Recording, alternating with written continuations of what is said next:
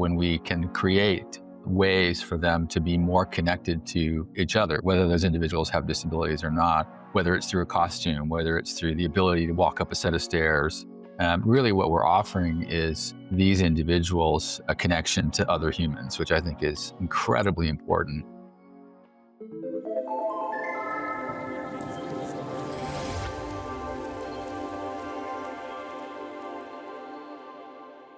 Hello everyone, today for this new episode of our podcast dedicated to positive and impactful initiatives, we're taking a look at innovation that helps people with disabilities.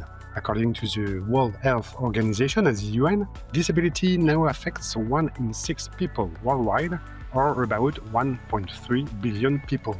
However, innovation in what is known as ND tech struggles to gain recognition and funding, even though it has the potential to transform the daily life of people with disabilities and many others. My guests today are Ray Browning, co-founder of Biomotum, a company that creates wearable robots to improve people's mobility, and Chinloo Lama, who is a SOLIDWORKS user experience design director, 3D Experience Lab mentor, and an active participant in the Magic Wheelchair initiative.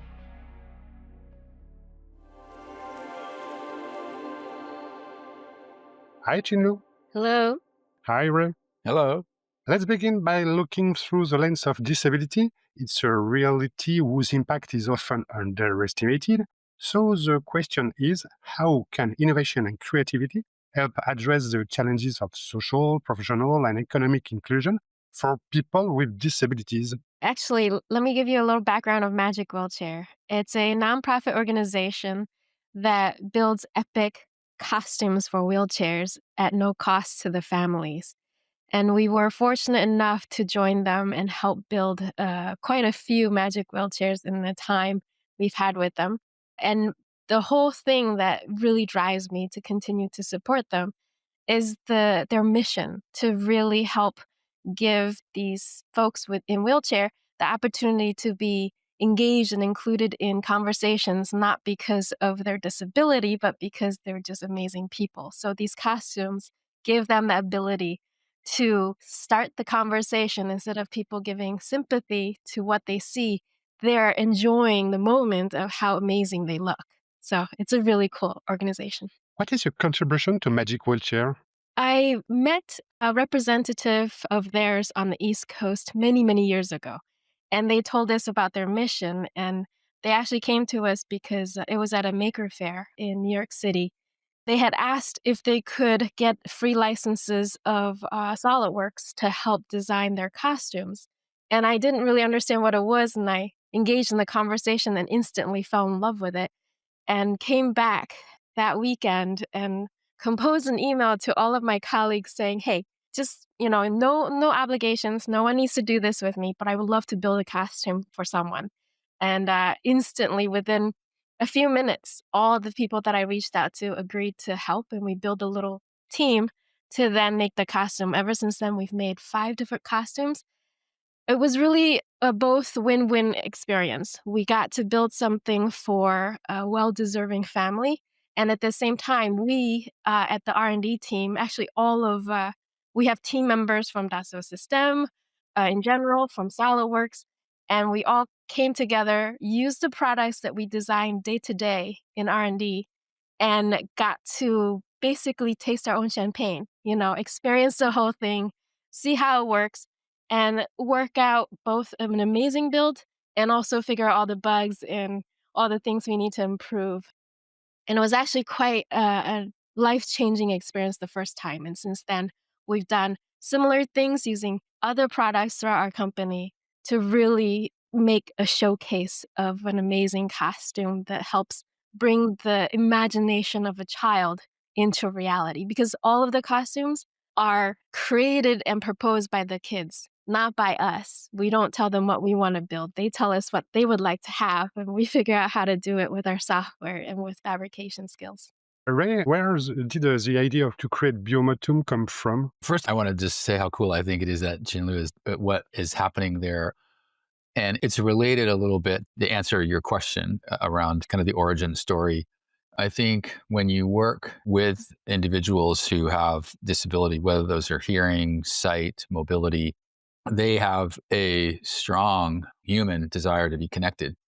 And so when we can create ways for them to be more connected to each other, whether those individuals have disabilities or not, whether it's through a costume, whether it's through the ability to walk up a set of stairs, really what we're offering is these individuals a connection to other humans, which I think is incredibly important. So I think the origin story for Biomotum came, my co-founder, Zach Lerner, and I have always been sort of nerdily focused on, this fabulous musculoskeletal neurologic system that exists from the pelvis to the ground, which is really largely evolved to get us from point A to point B.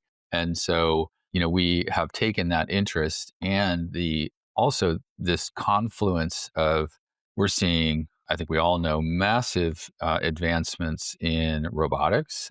We're seeing massive advancements in electrification of transport, and we're seeing advances in how we can apply those to actually begin to help people to move, whether it's through rehabilitation, so improving their ability to move independently, or whether it's through daily assistance.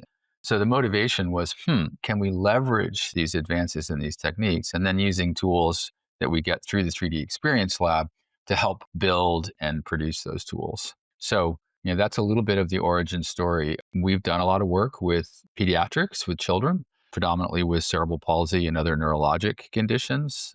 And that remains a pretty significant focus for us for this technology. So, we kind of share this, not kind of, we share this underlying motivation of helping young individuals, which has been its own fascinating journey. What does Biomotum offer precisely? Right now, we're focused on developing an ankle assist device. So it's essentially a powered ankle brace that allows individuals who have ankle dysfunction. That can be through, like I say, common neurologic conditions like cerebral palsy, stroke, Parkinson's disease. One of the things we know about a lot of neurologic conditions is they start from the ground up. So the most distal or closest to the ground joints are often most affected. So the ankle joint's really, really important in walking. I think all of us have probably had a mild to moderate to severe sprained ankle in our lives where that ankle joint doesn't work very well. And we are like, wow, stairs are difficult, inclines are difficult, walking on uneven surfaces is really hard. So we've elected to focus on the ankle joint. You're starting to see wearable robots in other joints right now. They've been quite common for ergonomics, for industrial applications to reduce workplace injury. Ankle's a little trickier because, unfortunately, right now, the tools that we have, motors are heavy and muscles are extraordinarily powerful. So if you're going to augment a muscle, you need a strong motor or a powerful motor. Powerful motor is heavy. And when you put a heavy motor way down there, it's like wearing a ski boot or something. It really affects the gait. So right now we're focused on the ankle, although this technology obviously is applicable to multiple joints. What role did the Dassault system and the 3D Experience platform play with your development? Oh, man. I mean, it's used every single day. SolidWorks in particular, simulating some of the solutions, or not simulating, but the simulations for looking at parts. We're not making a better version of something else. You're trying to create something that hasn't existed before. And so when you're designing devices like this, you're taking this user input, this functional outcome that you're looking for, and you're trying to make something that meets a pretty significant number of criteria, in addition to all of the regulatory requirements associated with building what is effectively a medical device. And you really can't do that without these really powerful tools. And so the 3D Experience Lab has given us access and expertise. So it's not just the tools, but we have the expertise to go to and say, we don't really know how to do this. How does this tool work? And how can we apply it for this particular problem? So, we're not a big enough organization to just be able to go in and say, yeah, we need 10 licenses. And so that's also been economically, it's been really, really helpful for us. So we're thrilled to be a part of the 3D experience. What are the biggest challenges to develop these technologies for people with disability? It is an economic issue? It can be, it's, as you mentioned, I mean, it's interesting how it's about a $2 trillion economic costs globally doesn't necessarily get a lot of attention from early capital markets, for example. So venture capital or other, it's tricky. Unfortunately, I will say that governments around the world have been really significant supporters of early stage R&D, European and US governments, Australia, Asia, where they're making investments in the early stage development. The challenge is to get it commercialized. It's one thing to have the idea, and healthcare systems are very different across the world. So what you provide for one healthcare system may or may not work in another healthcare system in terms of how does it actually get delivered to the patient and who pays for it. And, I think I'll say that, we've seen an unfortunate I think it's unfortunate that this technology, some of these things like we're working on, advanced assistive technologies or rehabilitative technologies, have been priced out of the reach of many people. And so that is a challenge, is that you can make something, but how many individuals can actually get it in their hands and use it?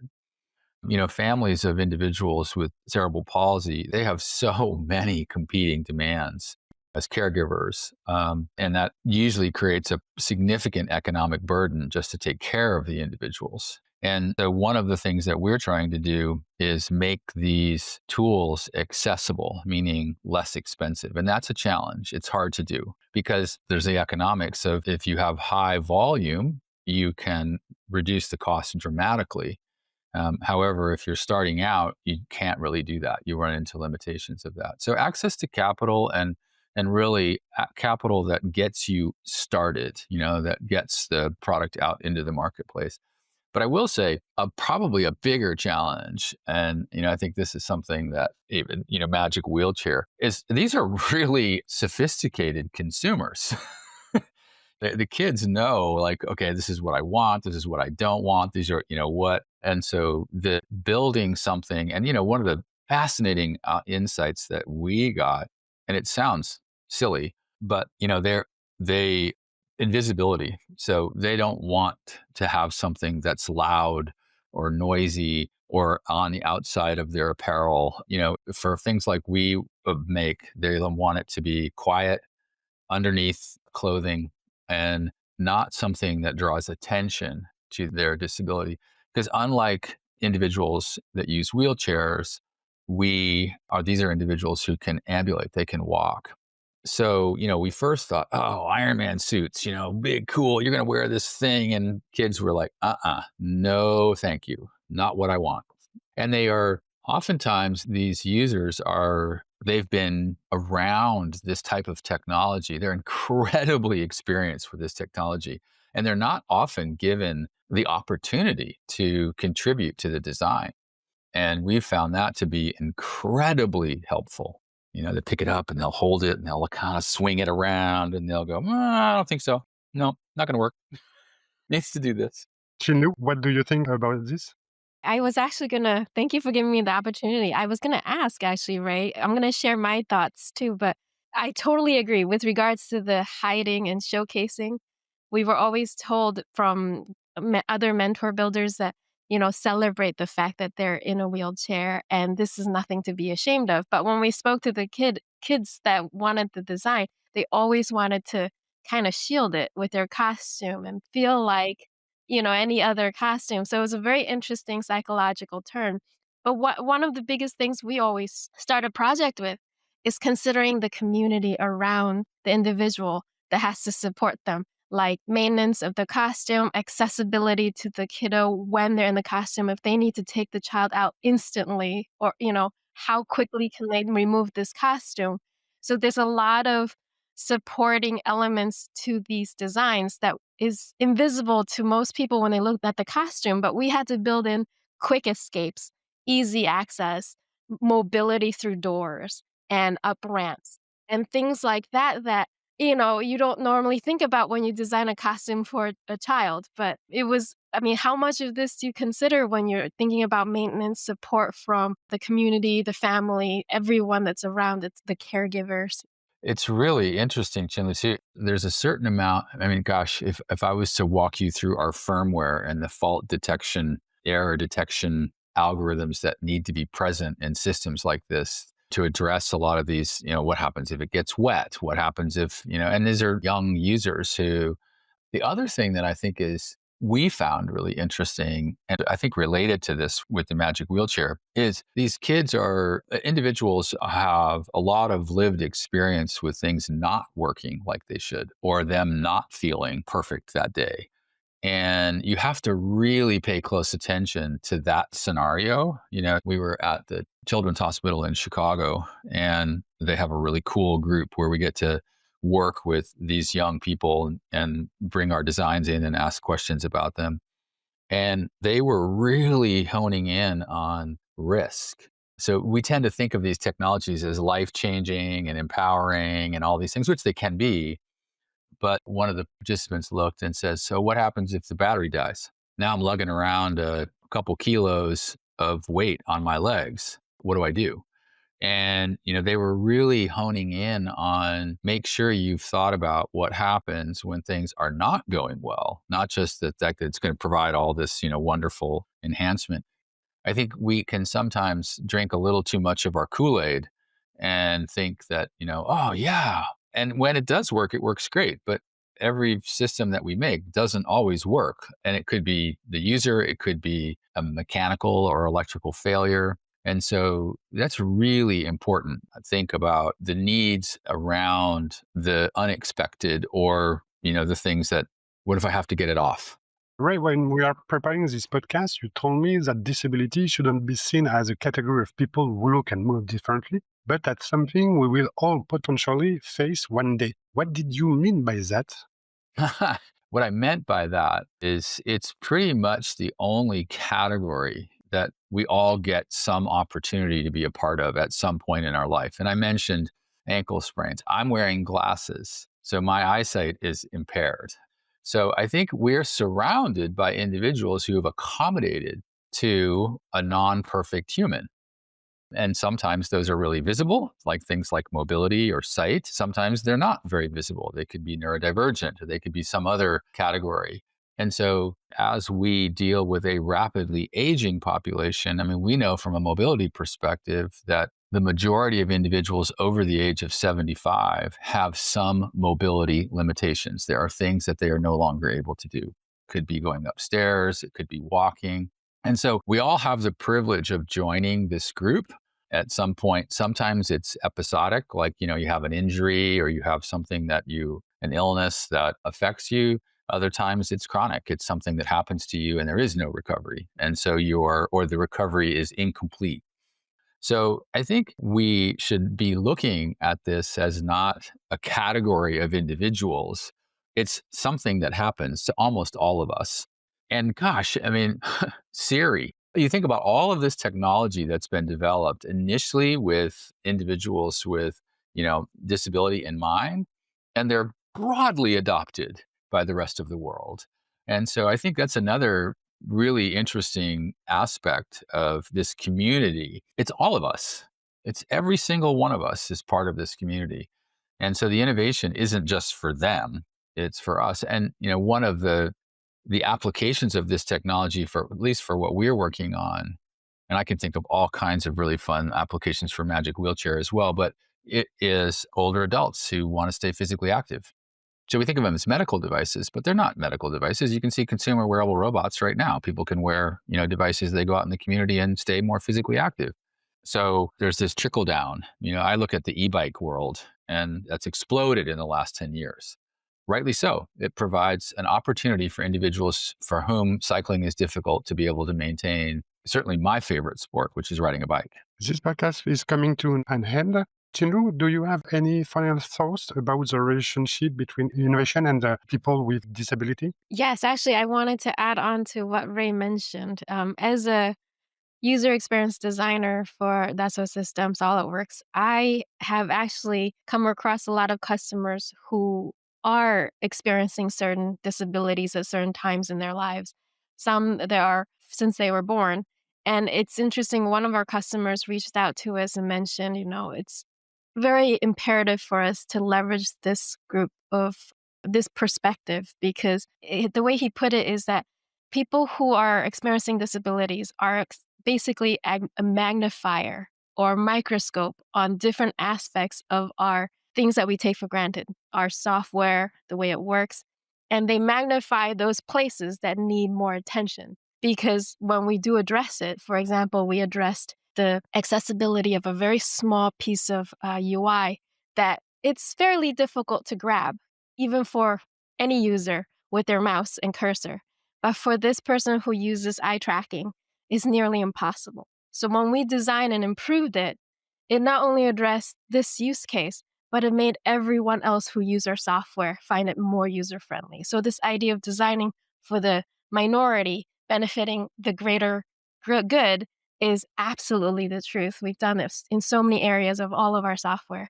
And yes, that's kind of what we also inject into our projects working with Magic Wheelchair. A lot of the requests that comes from other builders and what we work on help us understand better how to design for it. That's actually one of the reasons why working with parents and caregivers so closely to understand the needs help the design to be so much more accessible and user-friendly. So absolutely, these are all values and important things that can be transferred and applied to almost any product out there today. Thank you, Chinloo and Ray, and thank you to all our listeners for tuning in. See you soon for a new episode of the podcast dedicated to impactful initiatives.